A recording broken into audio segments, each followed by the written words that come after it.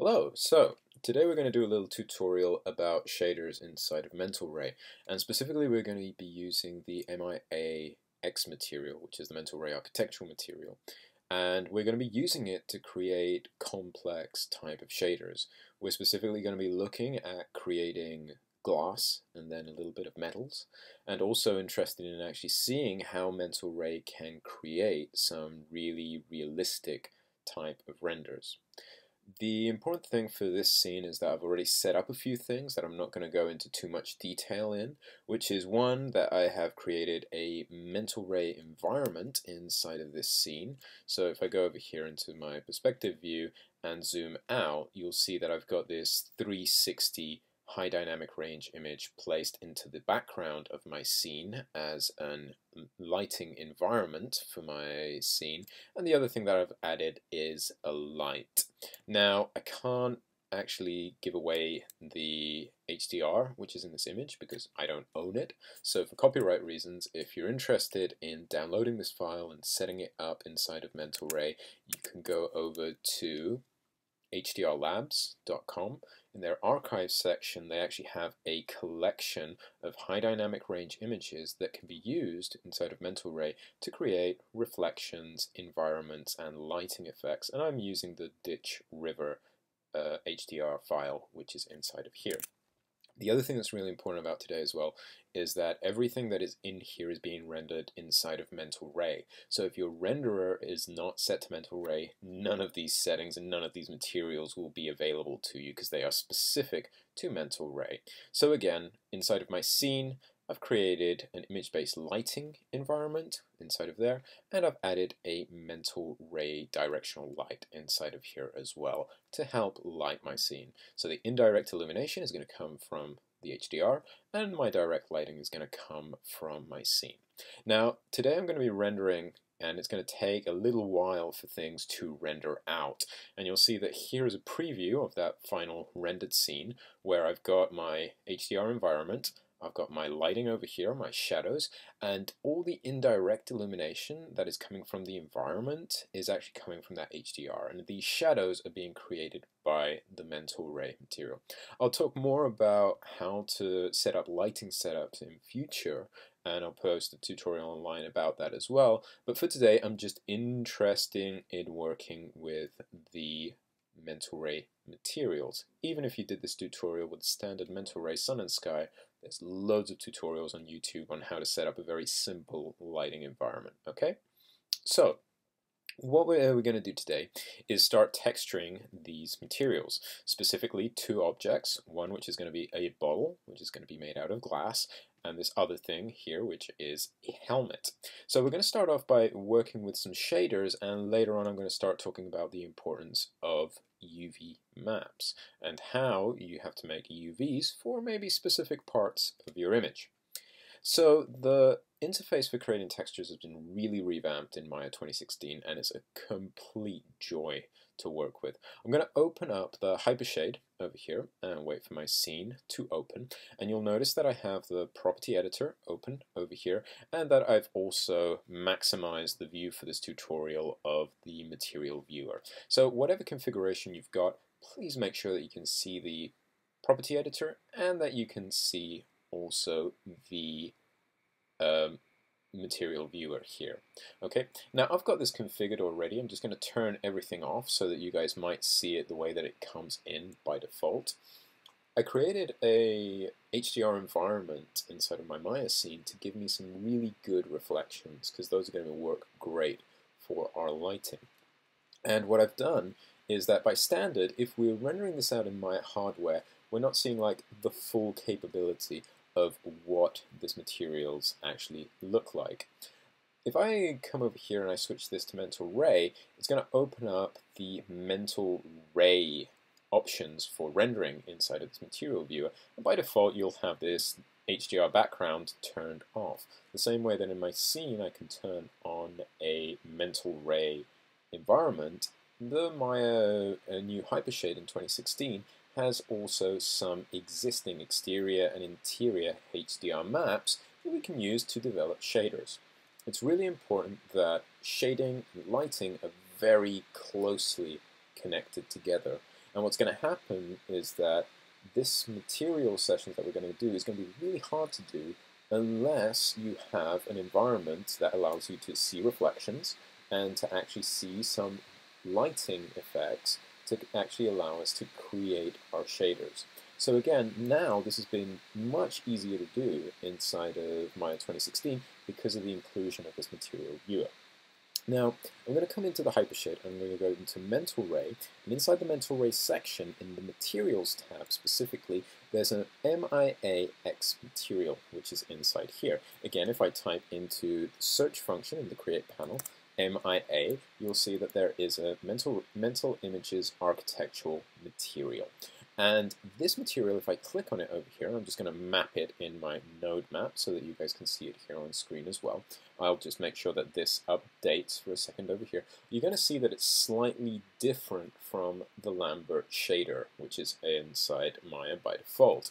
You can see that this material is slightly reflective, so we're getting some reflections from the environment, and also that this material has loads and loads and loads of settings. Let me just close down all of these so you guys can see. So while Lambert was only really concerned with the diffuse color and a few other key properties, you'll see that the Mental Ray architectural material has reflection, refraction, translucency, bump maps, and all these other little sections which are hidden inside the shader that allow it to create different types of materials. And again, these architectural materials are for mostly describing materials that you would find in architectural visualizations. Things like concrete, plastic, leather. All of these types of materials can be created by configuring this Mental Ray architectural material. So, with this mixture of good materials inside of Mental Ray and also the lighting options inside of Mental Ray, you can see that even a standard Lambert shader looks fairly nice inside of Mental Ray as soon as your lighting setup looks good.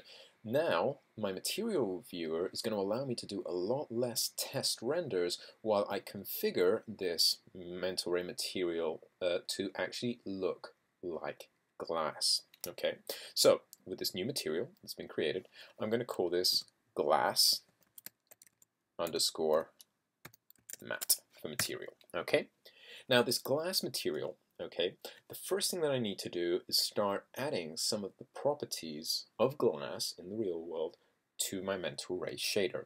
And the number one property from glass is always going to be its transparency. Now, if I open the refraction panel over here, that's my first stop for creating a glass material. Inside the refraction tab, there is an option called transparency. And that transparency by default is set to 0, which means that there is no transparency whatsoever. Transparency is effectively turned off. And if I drag this slider to the right, what's going to happen is that Mental Ray in the material viewer will start previewing pretty quickly, like that, and it will start creating this transparency over here. Really, really, really cool. Again, I'm just going to change this to a simple sphere so that we guys can see the detail of it just a little bit clearer. And I've got something that looks like a soap bubble like this over here. Again, just because I turned on the transparency of this material. Now, if I open the reflection panel, another property of glass is that glass is highly reflective. If I turn the reflectivity to 0, effectively it turns the reflections on the glass completely off. And this might be something that you desire if you've got a very complex lighting setup, but most of the time what we want to do is turn this reflectivity on to its fullest to create a very highly reflective glass material. Very appropriate for the type of bottle that I want to do. Again, this can be fine-tuned. It can just be a little bit reflective, 0.9, or highly reflective, 1. I'm just going to exaggerate this and go for the high value of reflectivity, like this over here. So right now, just by sliding 2 sliders inside of my basic materials, I've already started to configure 2 properties that I want to bring out in a glass material. Primarily, increasing the transparency and also increasing the reflectivity as well. So I'm creating this illusion of glass. Now, there's another property that I want to play around with as well, which is particular to glass if it's in bottles or in thin panes of glass as well. and that's to use a little equation from a physicist called Fresnel, which you'll see over here. We have this use Fresnel reflection inside a panel called BRDF. And what that panel is going to do is that if I turn on to use a Fresnel reflection, it's going to apply this logic to how the object is reflective. What's going to happen is that the edges of my sphere are going to be more reflective, and the middle of my sphere over here is going to be more transparent. You can see a little preview in the old material editor inside of Maya as well. So again, this is a natural property that's described by a Fresnel algorithm to actually describe this type of reflection where the reflection level is higher at the edges of the object than at the middle of the object. And that's always depending on the point of view of the camera or the observer. Okay? So that's another property that will help make our class more believable. And we just turn it on and that will apply that effect like that. Now, we've got this property over here called translucency. And if we were going to make something that was not perfectly transparent glass, but something that was like frosted glass, we would probably be using the translucency here. But we'll be using that later on. But just so that you guys are aware that that's another property that you might want to use to make glass. Now, last but not least, what I want to do is turn on a small property inside the advanced tab over here. And what I actually want to do is not turn it on, I want to turn off this specular balance property over here. Now by default in this scene this isn't really necessary because Maya does not, in Mental Ray does not really use specular for creating fake reflections. What it's actually doing is using real-world reflection calculations to try and create the highlights that would naturally exist inside of the reflections.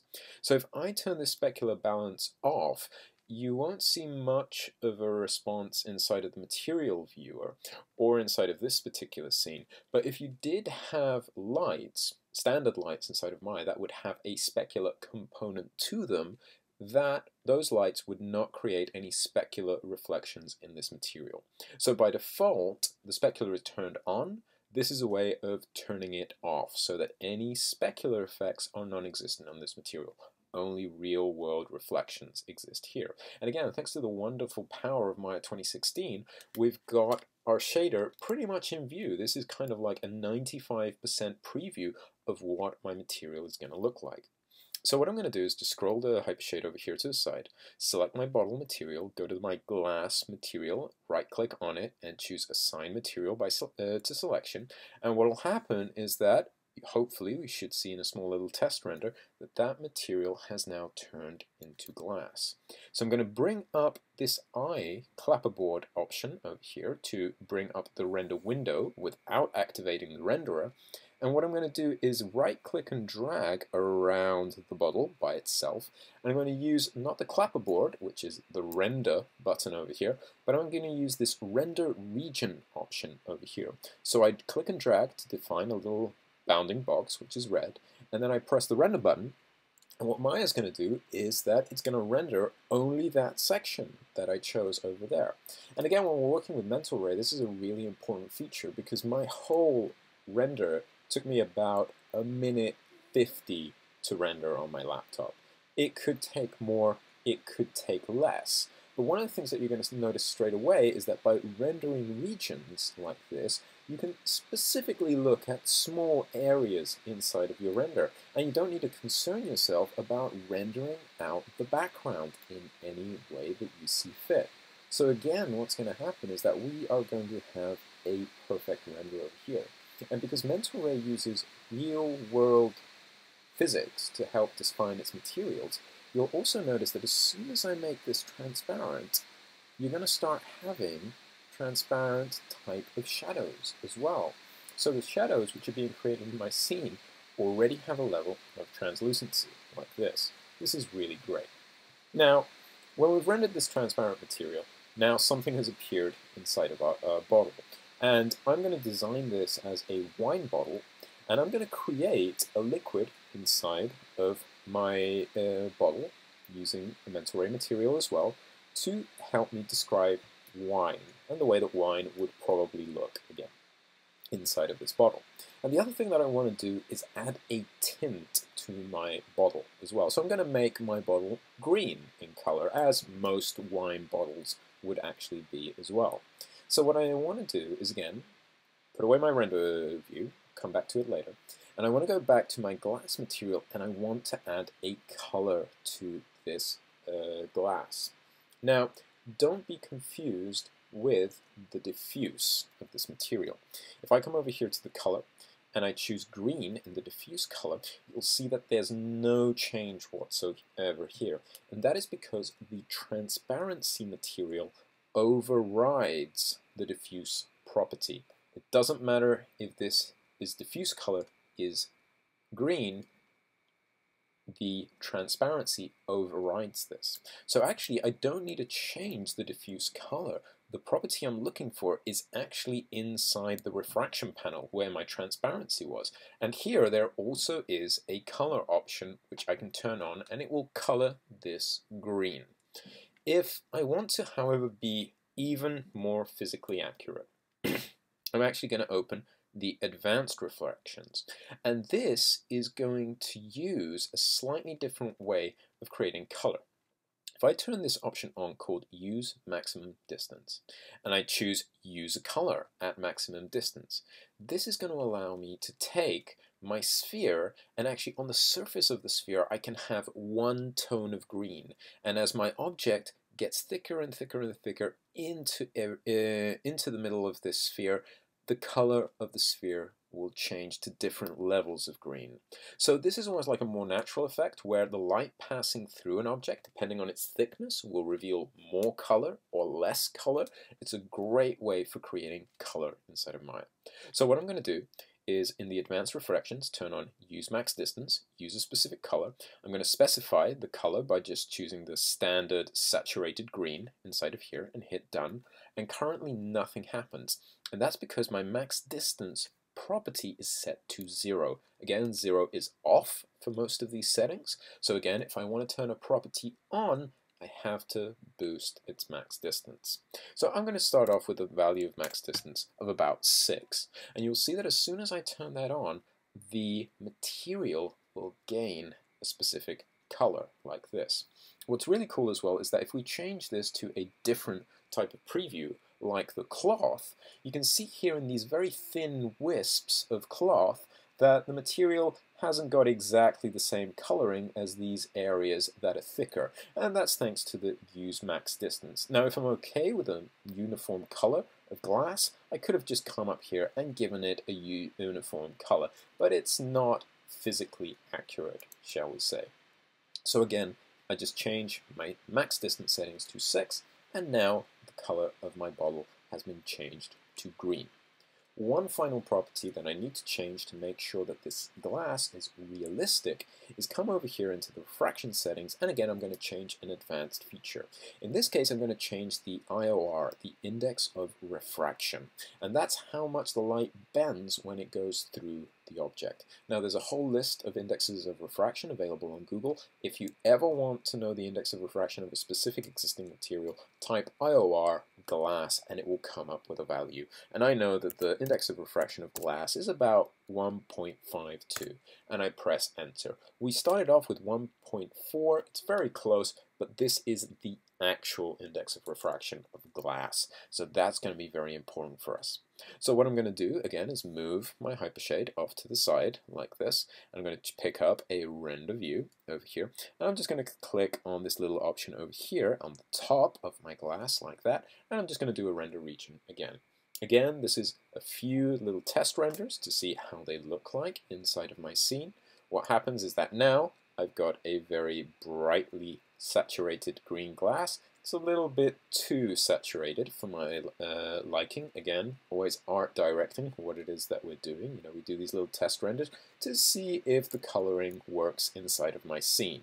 It's fairly close, but it's not precise. So I'm going to come back into the hypershade again, grab my glass material, and inside the glass material I'm going to click on the max color distance color, and what I'm going to just do is drag down this value property over here, and again Maya will give me an update there. So I'm just going to make this a little bit darker so that the color is a little bit darker like that, and I think somewhere there is just going to be fine. Okay. Now let's start thinking about how to create the wine which is inside this bottle. So what I'm going to do is just close down the hypershade for now, and I'll come back to it in a few seconds. And what I'm going to do is come into my outliner over here, and I pre-grouped this so it's easy for me to select my wine bottle object, press Ctrl H, and there we go, we just hide it from view. So I modeled the liquid which is inside of my bottle, and this is going to be my wine. And what I'm going to do is start rendering out this material over here with another mental ray architectural material. So what I'm going to do is go back to the hypershade, and I'm going to start a new material from scratch. So I've completed my glass, and what I'm going to do now is start creating a wine type of material. So again, I'm going to come into MIA and look for MIA Material X, click on it, and this new material I am going to call wine underscore top. And I'll explain why later on. So what I'm going to do is start creating a material again. And we can go through all of the settings again, but Maya does have some preset materials over here which will allow me to speed up my workflow a little bit. So if I go into this button which is called Presets and I look for Glass Solid and I choose Replace, that's going to create a transparent glass material over here. Now this isn't perfect, again. I'd always advise you guys to get familiar first with using your own settings and then seeing what the presets are actually doing, compare one and the other, because right now this has done a few changes to things and I'm not sure if this is creating the colors the way that I would like them to be made. It's got this slight blue tint. Is this tint coming from my max distance? No, it's hidden away here. And what I want to do is just change this material so that it will actually, again, look like wine. So I'm going to come over here. I'm going to turn on max distance and use color. And this time I'm going to choose a saturated red color over here. Again, I'm using the preset to help me create my transparency and my reflectivity and put those at the right level straight away. And I'm going to use this time a max distance value of 12, a lot higher than the one I did before. And there we go. Again, from my bottle, I suspect that probably I want the color of this wine to be much, much, much darker over there. But you can configure all of this in the color wheel. And if you don't want to do red wine, but you want to do white wine, that's entirely up to you guys. It's just choosing a color for the max distance, and you'll see that that will create that like that. Again, I have to check that my specular shading is turned off. So I'm going to go back to the Advanced tab, scroll down to the bottom, and hey presto, my specular balance is turned on. Again, just in the habit of turning that off because your scene might have specular using lights, and that could cause you some problems where you'd see some reflections here and you have no idea of where they're coming from. So again, this basic setup is all complete except for one thing, which is the index of refraction. And the index of refraction for alcohol is again something that you can look up. There's an index of refraction for water as well. And I think that a value of about 1.33 is roughly the index of refraction for this wine in particular. Another thing that I'm going to do over here is that my wine, I also want it to be a little bit cloudy because currently it's a bit too transparent. And what I want to do is come over here into the translucency option, turn on use translucency, grab myself, again, a nice saturated red color like this. And what this is going to do is that it's going to blur the inside of my material just a little bit. I'm going to hit done over here, and I'm going to increase the weight property of my translucency. If I bring it up all the way to 1, what will happen is that you'll see that it becomes very, very, very opaque. It's not allowing any light through it whatsoever. But I think that a value of around like 0.7 might give me a more acceptable looking wine. It's just blurring the inside of this material. Again, making it less transparent and making it more translucent, the same way that wax would be a translucent material as well. So again, this is the difference between transparency and translucency, okay? And that's what's going to be the basis for my wine color.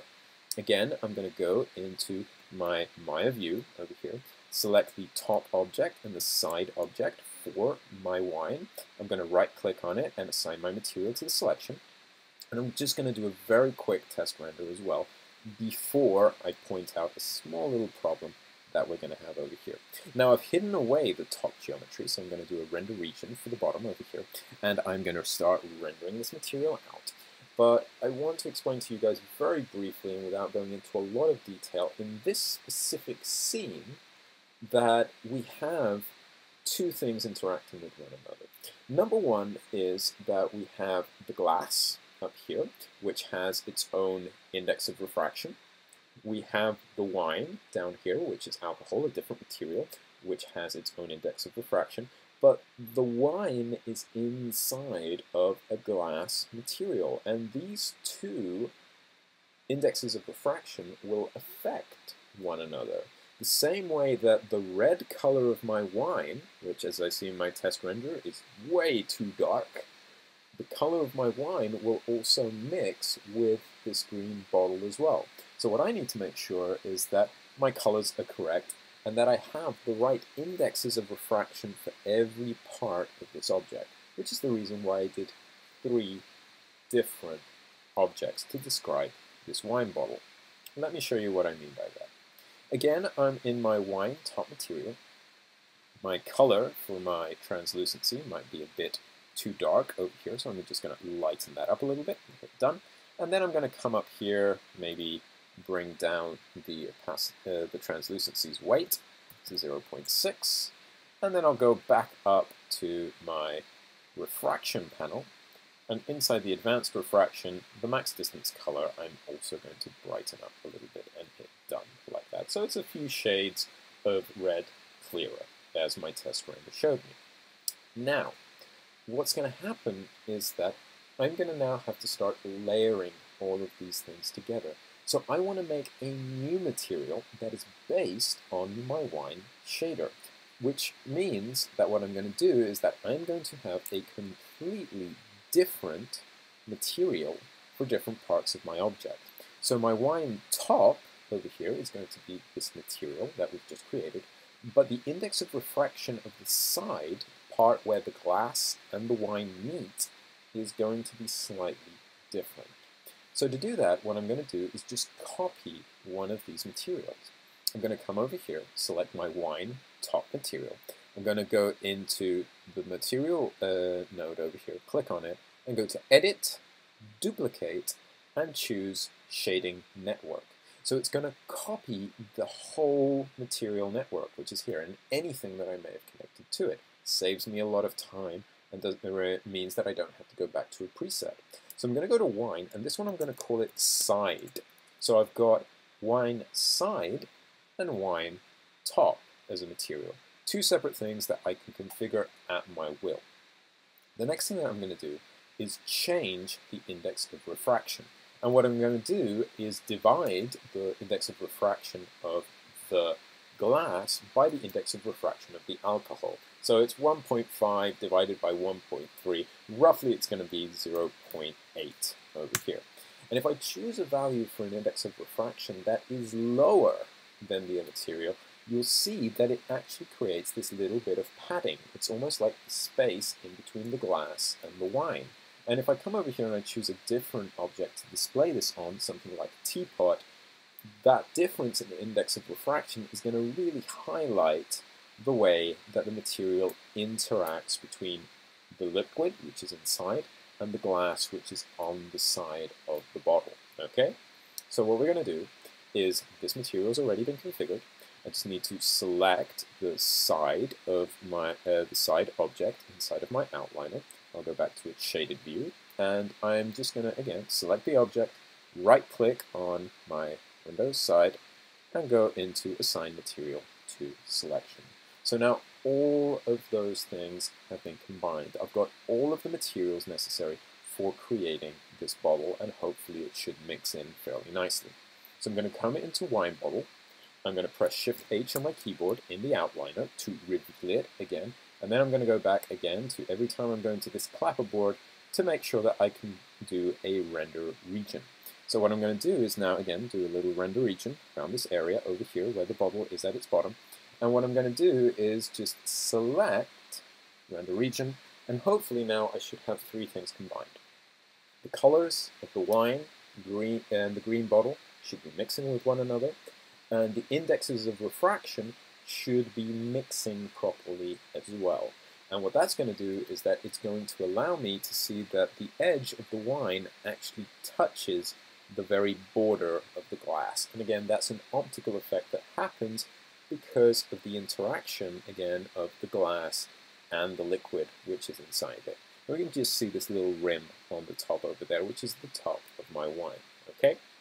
Now, no wine bottle would be complete without a specific label.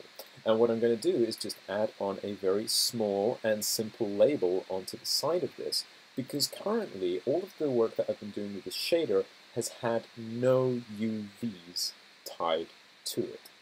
What it means is that shaders are great because they create material properties across an object even if we don't use UVs. But what happens if I want to stick something into here as well? I can use any shader that I like that is good for the job. I could use an elemental ray shader, but because I just want to stick a label on it that has no reflectivity on it, I'm happy to use a Lambert shader for this example. Feel free to experiment with different shaders as well and see what they look like. So I'm going to select my bottle over here. I'm going to right click on it to choose a component of it. And what I'm going to do is just do a little selection on the side of this object like this. So what I'm going to do is grab myself from here, shift and double click to do a row of 4 like that.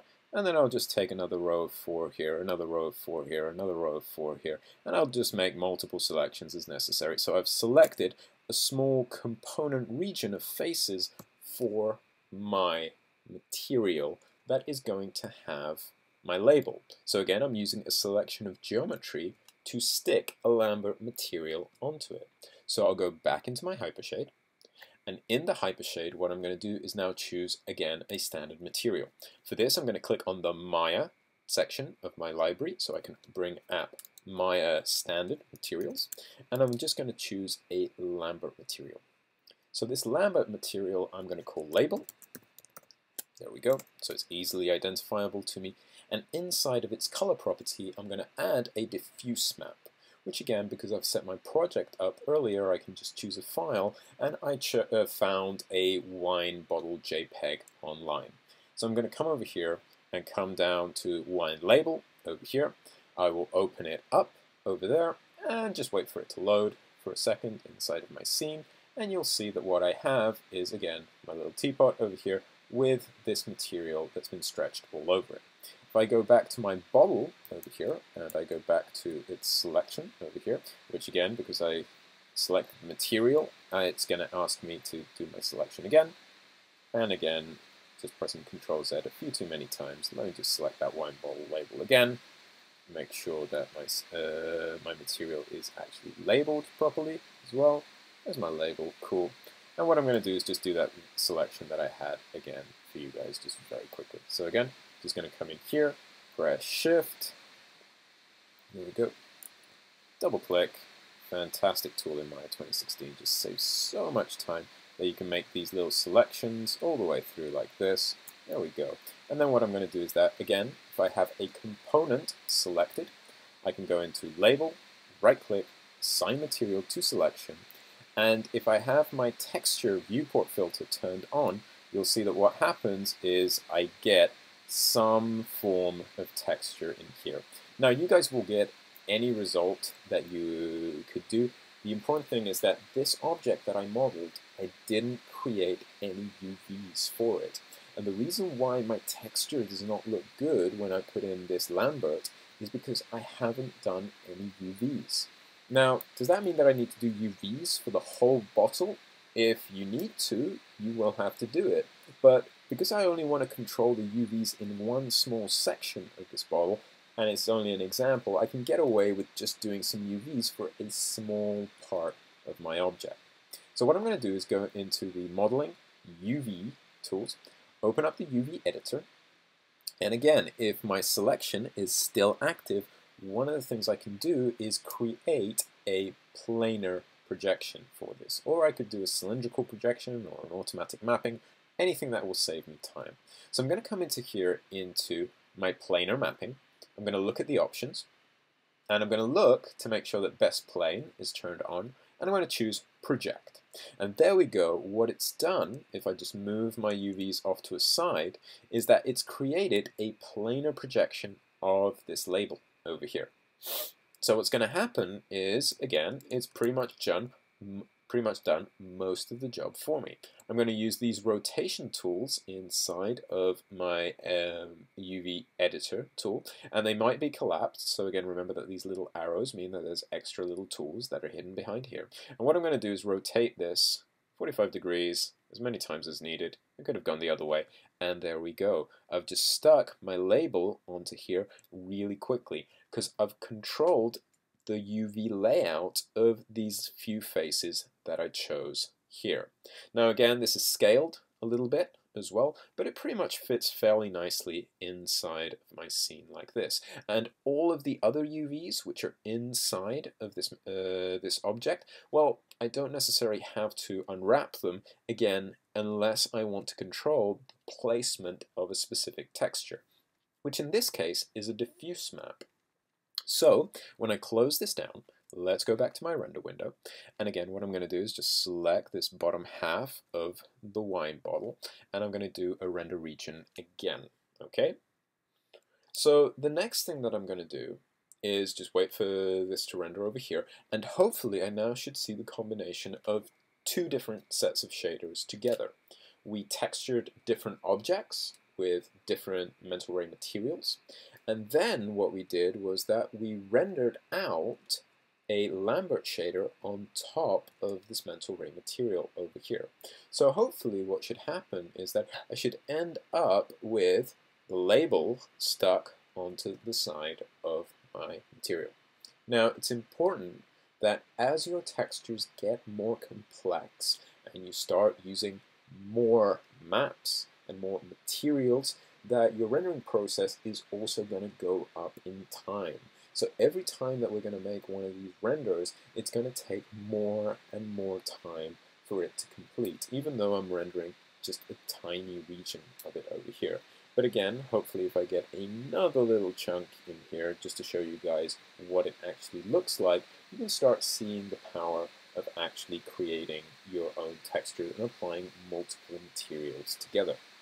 So again, my Lambert shader is giving me the label. I have to UV unwrap that particular part of the object because again, unless I have UVs, I can't control how my textures are being displayed. As you can see here, it looks fairly nice.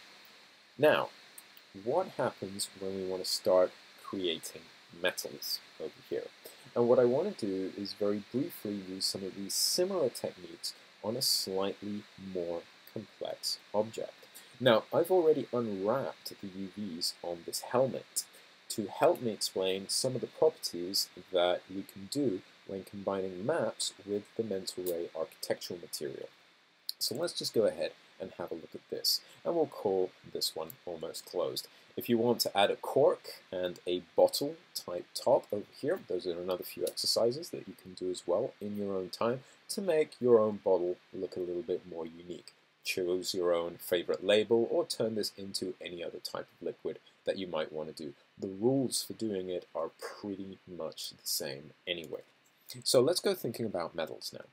Now there's many different ways of creating metals, but what I'm going to do is just create a very, very, very standard type of shiny reflective metal, almost like chrome. So let's open the hypershade up and let's start texturing a chrome metal for my helmet.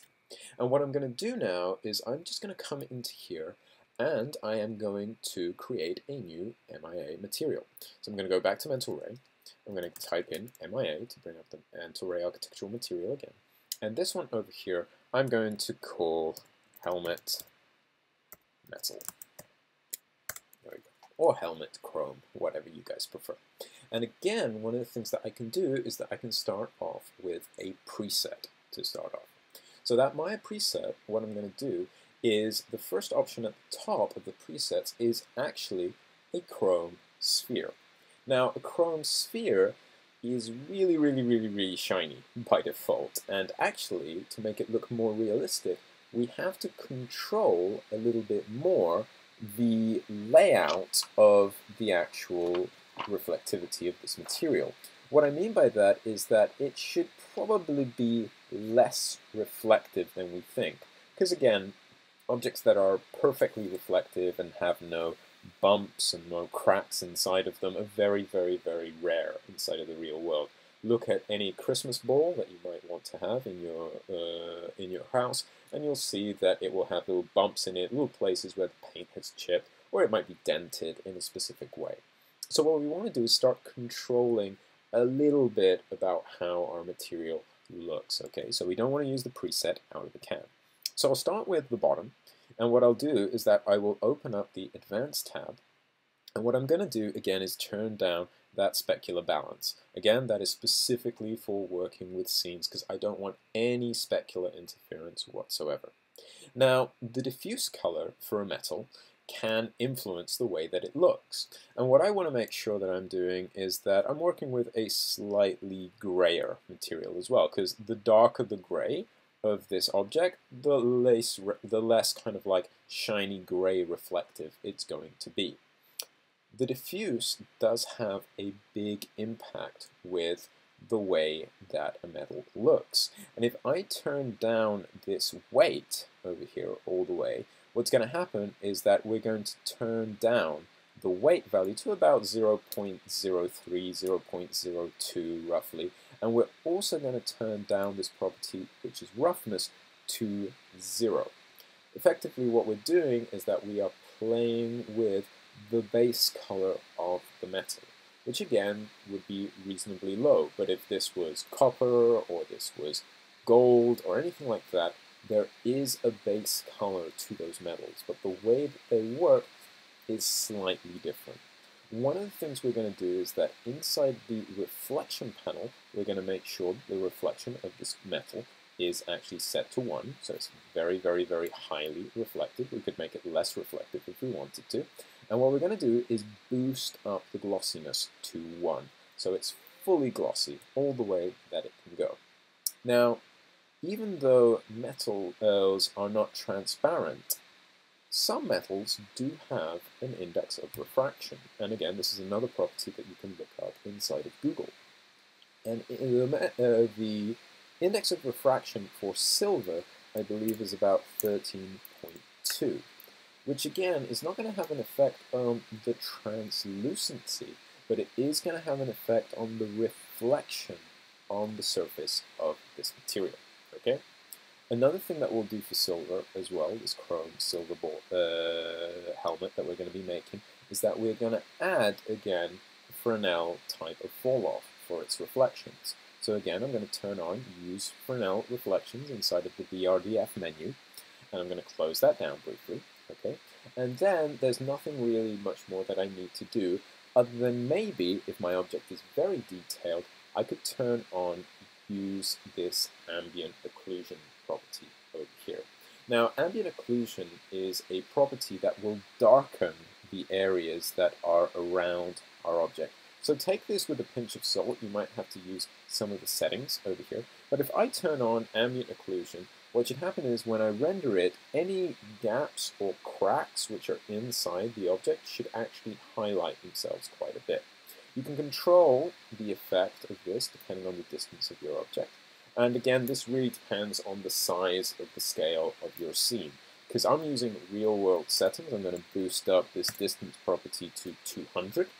Okay, it's a fairly large number, but it might change later on, so I'm going to start off there. And what the ambient occlusion should do is that it should add some darker rims. Effectively, it's going to make, again, the metal seem darker. Again, I'm playing around with this property ambient occlusion that's layered on top of my material to make my metal slightly darker. And again, you can turn it on and off, and you can change this distance property as we tweak the render as it goes along. Okay? So with all of that done, we've got the base starting point for our metallic helmet. And what's going to happen again, because it's a shader at this point, the UVs don't seem to have a big effect on it right now. But as soon as we start adding some detail later on in the reflectivity and the bump map, you're going to see that the UVs are going to be pretty critical to what we're going to do. So again, now with my helmet metal property, what I'm going to do is select my helmet, right-click on it, and I'm going to choose Assign Material to Selection. Now it goes all nice and glossy, like this, fairly dark inside of my scene. And what I'm going to do is come back now to my render view over here, and I'm going to select my helmet like this. I'm going to try and make that selection as small as possible, so we're not waiting for hours and hours and hours to try and get a render sorted out over here. And what I'm going to do is, again, do a render region for this section over here. If I've done this correctly, what I should have, and what should appear on screen, is a reflective chrome material, which will mean that it will reflect the environment, it will reflect the bottle, which is over here, even the label, which we stuck in here as well, and hopefully should not be too bright and 3D-ish. If it comes out too dark, I know that I've added too much ambient occlusion, and that I actually need to tone my settings down a little bit as well. But I think that hopefully they should work out quite well. What happens now is that, as you can see the render creeping in right now, one of the things that happens is that now my helmet is beautifully polished. It looks like it was made out of mirrors, and it looks like it has absolutely no wear and tear whatsoever.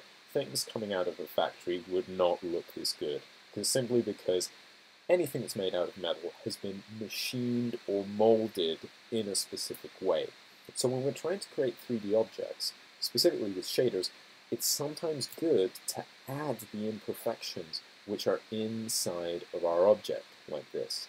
And again, because I'm using a shader, I don't have to worry about the actual laying out of UVs.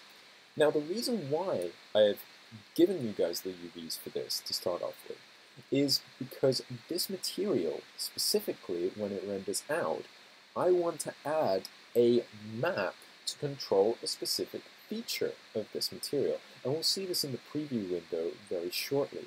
What happens is that I want to add some scratches and some imperfections to the helmet. They're going to be very small at this stage, and what I want to do is just add a little bit of surface irregularity to the material. If you ever want to cancel a render, one of the things you can do is press Escape on your keyboard, and Maya will stop the render at that point, allowing you to go back. So again, as I've seen most of the helmet actually rendered out, and it's proven my point that this is really way, way, way too reflective, what I want to do next is, again, I've also got some nice ambient occlusion happening here in the corners of these objects over here. What I'm going to do is just close the render window for now. What I'm going to do is add some imperfections to this chrome material over here. And how am I going to do that? I'm going to do that through a texture. So what I'm going to do is come into the reflection property, and I'm going to look at this reflectivity. Notice all of the properties we've been using have these little checker patterns next to them. And if I click on the little checker box over here to insert a map into this texture spot, what's going to happen is I'm going to choose File. Again, this is going to default into my project folder as soon as I choose the file, and I'm going to look for a little TIFF file that I've added in here, which is called Scratches, which is just a black and white image with some scratches on top of it. I'm going to hit Open over here, and what I should see in the viewer is a very, very, very, very, very faint change to the way that my object is reflective. In some areas, it's going to be white, very reflective. In other areas, it's going to be slightly darker, so it's going to be less reflective inside of those areas. And I'm going to apply that same texture. So if I come back up here, and I look for my helmet node again, and I'm going to come into the top layer over here and look for bump, which is another one over here. Let me just map this texture so that you guys can see what it looks like.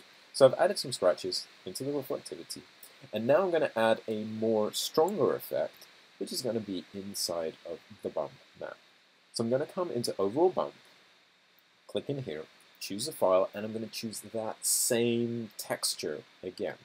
I'm not going to play around with the bump value depth just yet because I want to show you guys a really extreme example of this. Look at this wonderful chrome teapot. As soon as I go into the little map button over here to choose that scratches texture, I'm going to come into here, plug in the scratches.tiff into the bump map, and look what happens. In just a few clicks, like this, because the bump value is so strong, it currently looks like tinfoil. And if you want to make tinfoil hats, well, this is a brilliant technique to do that. Again, my helmet would currently look like it's made out of tinfoil because the bump map is so strong. Again, let me click on this button here, the little double play button to show my whole shading network over here. Make sure that I've got my helmet selected over here. And what you'll see is that I have down here my bump 2D node over here, which if I scroll into it and click on it inside of the material viewer, what's going to happen is that you'll see that the value is currently set to 1. It's way too intense right now. So if I come over here and I choose a bump depth of 0.1, always be very, very, very subtle with the bump map. And I mean that because now you're going to see that those little scratches which are on the surface are going to come out on this teapot over here. So now I've got a very irregular surface. I could make it amazingly subtle, so like 0.05, something like that. But again, because I want you guys to actually see the effect of this bump, you'll see that this is almost so smooth that you can barely tell if there is any bump information there at all. Let's try 0.05. And you'll see that, again, we've got this very nice, subtle type of material there as well. So what we're going to do is, again, make sure that we're going to do a little test render over there.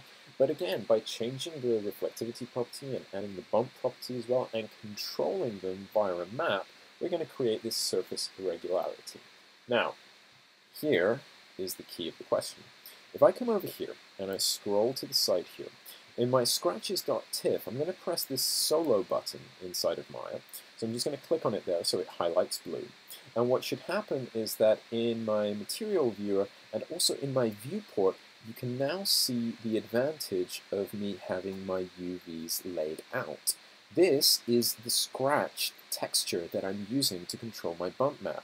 And again, thanks to Maya 2016, when I hit the solo button, this little S button over here, it shows me what that material looks like displayed on the object. Really cool. Now, if I do not have my UVs laid out, this material will not look correctly displayed. If I just came into here and tried to do a wrong type of projection, so if I just came over here and I chose a cylindrical map, you're going to see that it looks okay from some angles, but you'll see that it's all nastily stretched along the sides of this object like this. So what's going to happen is that, again, the advantage that I have is, let me go back a few steps and hopefully repair my UVs. There we go. Thank you, Control Z, man's best friend. This texture is going to appear beautifully displayed on top of my helmet because I spent a little bit of time by myself actually going in here inside the UV editor and creating a UV layout. Let me show you a checker pattern of what that looks like. So all the parts of the helmet have been unwrapped, not perfectly. Some of them could use a little bit more help, but even this basic UV layout is what's going to allow me again to create a very, very, very pleasing looking texture, which when I go into my material view, and if I just do a little chunk, this time over here, again to save ourselves a little bit of render time, UVs allow you to specifically control where the bump, where the specular, where the reflectivity, even where the refraction as well is controlled across an object. So all of these properties, they are not static values by themselves. You can actually create a very simple type of shader and then have loads of detail of it, revealing different properties through the use of texture maps inside of Maya. So you'll see as we render this out that now I've got all of this beautiful surface detail. Maybe it's a little bit too big, maybe I need to scale those UVs a little bit as well, but you can now see that the reflection is broken up all across this surface. And also I've got all of these interesting cracks and other details which are being created by my bump map. If you chose any combination of reference images or Photoshop brushes, you can create really cool effects for creating bump maps and all different types of effects. And you'll see that the metals per se work really nicely when they have enough surface detail. After this test, I might scale my UVs and I might actually make my material here just be a little bit less strong in the bump, and I'm well on my way to designing any type of helmet that I might want to use. Again, by selecting different parts of my material using component mode, I can create a fully customizable helmet. So what I want you guys to do is, again, build on these techniques over here and these techniques over here. We're going to combine all of these settings together. And what I mean by that is I want you guys to just spend a little bit of time designing your own textures for this helmet. Select different parts of it. I'm going to come into here into face mode. I'm going to select those faces up there. And again, if I grow my selection, maybe I'm going to apply a specific texture to this crest and this crest over here, and maybe these areas here. Maybe I'll texture the inside of the helmet with a different texture than the outside over there. And what materials could I use? Well, I can experiment inside of the mental ray architectural material, which is the purpose of this example over here, and I can use different types of things. If I come over here and I choose myself my helmet, remember that you've got presets which are starting points for your textures. If I came over here, I could very easily come into the helmet texture, which is one of my mental ray architectural materials, and I'm just going to click here. And if you just go through this process and start off with the presets, well, look, you've got chrome, you've got copper, you've got plastic. Maybe you might want to make a rough form of plastic that has little rivets on it. There is rubber in here as well. There is stained metal. There is translucent type of materials as well. Maybe not appropriate for a helmet, but start thinking about some of the components for this helmet and how it could be textured. The possibilities are quite large as well. And again, we can use any type of UV maps inside of either Photoshop or inserting a whole texture image to create different surface detail. So if I used a noise map instead of a texture, I could get little dots appearing on the surface. Maybe I'll color the helmet blue. Maybe I'll give it any type of design that I could possibly come up with. So experiment with making selections and building your own mental ray architectural materials. Experiment with metals and with different types of materials as well, rubber, leather, or whatever you wish. And then what I want you guys to do is just come into here and remember that we can always save an image of our render. So after we've done our main render over here, we can go to File, Save Image, and in the Save Image properties over here, we can save it in any type of format that we'd want. But primarily, we might want to save it in something that we can edit later on. Maybe an OpenEXR file, maybe a TIFF file. If you're not too worried about the compression, another thing you can do is save it as a JPEG as well. That would be perfectly fine. In this case, I'm just going to save it as a JPEG file, which should be fine. And I'll come into here, and again, because my project is set up, it's going to default to my images folder. So I'm going to come into here, type in final render, hit save, and make sure that you do this after you save a whole render. So if you do just a render region, your image is actually going to be just a section of what you've rendered. As you can see, I've got some things that are not complete. So to save a render file, after your render is complete, just go to File, Save Image, and choose whatever format of image that you might want from this drop-down menu over there. And you can see that I've got my final render.jpg inside of there. So after you've finished designing your textures and designing your helmet, push the big render button, save a file, and you should be well on your way on actually understanding a little bit about how the architectural material works and all the power that it's got for making materials that have vastly different looks. Leathers, plastics, all different types of things as well.